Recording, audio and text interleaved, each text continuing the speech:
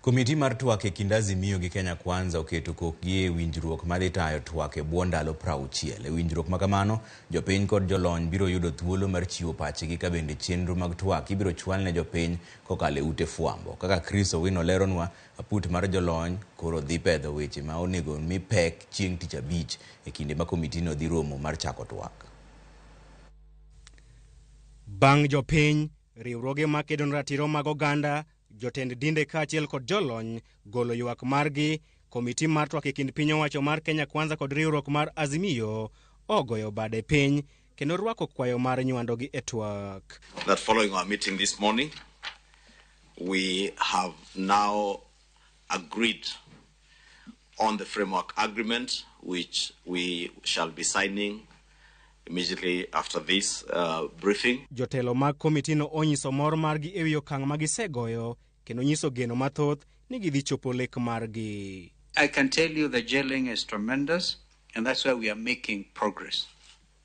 We thank our technical teams, and indeed we thank both houses of Parliament, the National Assembly and the Senate, because they have now given their unanimous approval and support to the work of this team. Kaluwore gi winjruok ma kamano, komiti mar Kimani Ichung'wah kod Kalonzo Musyoka biro kawo pach jopiny kendo chwalogi e nyim aput mar jolony. We have also resolved that we shall be extending invitations to stakeholders and members of the public to present their memorandums to the committee, and we shall be sending out an invitation or an announcement to the media later today for publication. Kaka yo mar keto twak e yo ma ohuyanga maonge badhruok moro amora, komitino opwodho ni ute fwambo ma pacho kae biro chwalo chenro mag twak achiel kachiel ne jopiny.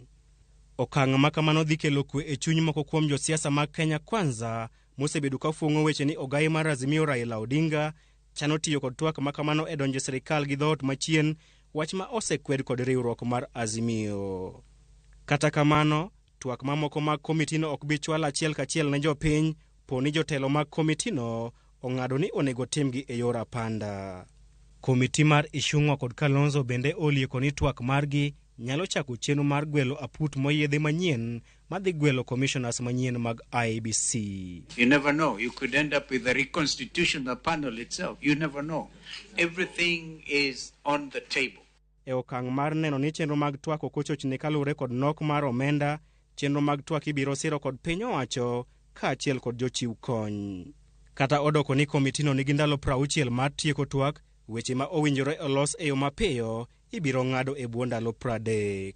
Winjruok moro amora ma komitino opwodho ibiro chwalo ni bad migawo mar sirikal mowinjore mar kete e chik kaluwore kod katiba.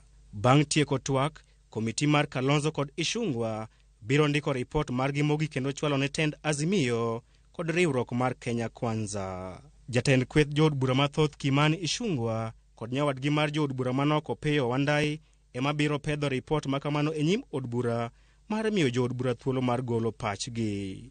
Aput mar jolony aboro mar komitino dhi pedho weche ma onego mi pek e kinde romo margi ma chieng' tich abich. We have adjourned to Friday this week at 10 a.m. to allow the Secretariat and the technical teams to work on prioritization of the issues and guide us on how we prioritize what issues do we begin with, so we'll be able to communicate that decision once we meet again on Friday. Siwandha mar twak e kind piny owacho mar Kenya Kwanza kod riwruok mar Azimio koro oyaw mar kawo pach jopiny kaachiel kod jolony mabiro bang' jokanyo mag komitino chuoko gi ogirimiti mar chenro madhi tayo twak.